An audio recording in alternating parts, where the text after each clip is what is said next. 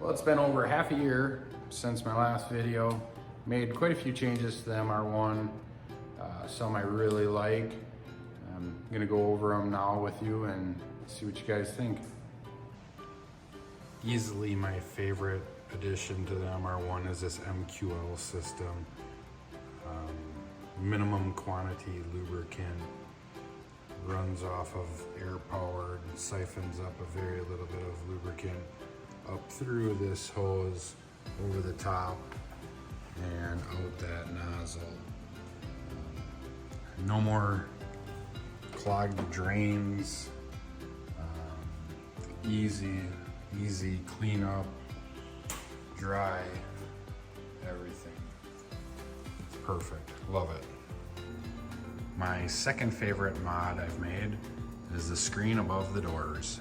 You can see how I have it mounted just on a regular computer arm there.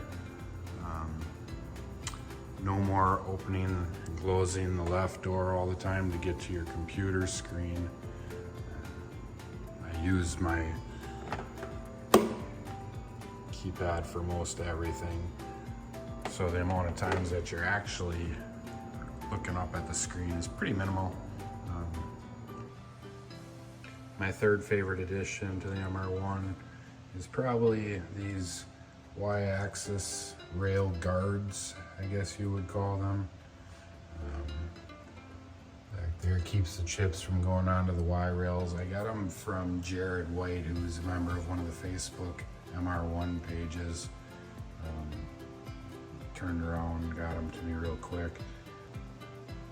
Another thing I added to the MR-1 was this 4-jaw lathe chuck with adapter plate.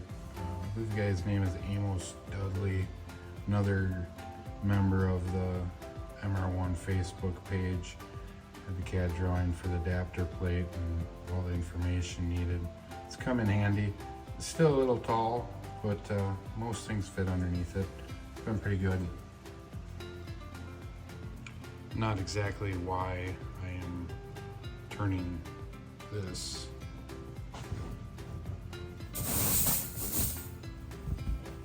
into this, but it's kind of fun. I've been smelting the aluminum into these little bars. Don't know really what I'm gonna do with them, but it's been interesting and fun.